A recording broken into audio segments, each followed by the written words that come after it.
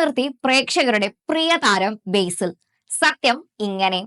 സംവിധാന മികവ് കൊണ്ടും വ്യത്യസ്തമായ അഭിനയ ശൈലി കൊണ്ടും വളരെ ചെറിയ കാലം കൊണ്ട് മലയാളികളുടെ മനസ്സിൽ ഒരു പ്രത്യേക സ്ഥാനം നേടിയ ബേസിൽ ജോസഫ് അഭിനയം നിർത്തുന്നതായും സംവിധാനം ചെയ്യാൻ ഒരുങ്ങുന്നതായും അടുത്തിടെ വാർത്തകൾ വന്നിരുന്നു.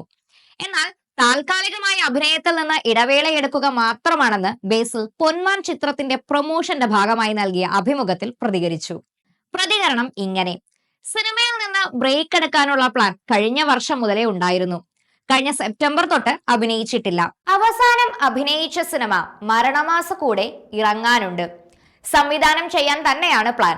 മുൻപേ ജോലി തുടങ്ങിയതാണ്, പക്ഷെ കമ്മിറ്റ്മെന്റുകൾ കാരണം മുടങ്ങിയതായും അദ്ദേഹം പറയുന്നു. കഴിഞ്ഞ 2 വർഷമായി തിരക്കഥ എഴുതും കാര്യങ്ങളുമായി തന്നെയാണ് നടക്കുന്നത്. പക്ഷേ നമ്മുടേതല്ലാത്ത കാരണങ്ങളാൽ നീണ്ടുപോവുകയാണ്. അതിനു വേണ്ടിയാണ് ചെറിയൊരു ബ്രേക്ക് എടുക്കുന്നത്. അഭിനയം നിർത്തുന്നുവെന്നല്ല, ഇടവേള മാത്രമാണ്. അതേസമയം ബേസിൽ ജോസഫിനെ നായകനാക്കി പ്രശസ്ത കലാ സംവിധായകൻ ജ്യോതിഷ് ശങ്കർ സംവിധാനം ചെയ്യുന്ന ചിത്രമാണ് പൊന്മാൻ. സിനിമ ഇന്ന് തിയേറ്ററുകളിലെത്തി. ചിത്രത്തിൽ സജിൻ ഗോപുവും ലിജോ മോളും പ്രധാന വേഷത്തിലെത്തുന്നു. അജിത് വിനായകൻ ഫിലിംസിന്റെ ബാനറിൽ വിനായക അജിത് നിർമ്മിച്ച ചിത്രം GR ഇന്ദുഗോപന്റെ 4-5 ചെറുപ്പക്കാർ എന്ന നോവലിനെ ആസ്പദമാക്കിയാണ് ഒരുക്കിയിട്ടുള്ളത്.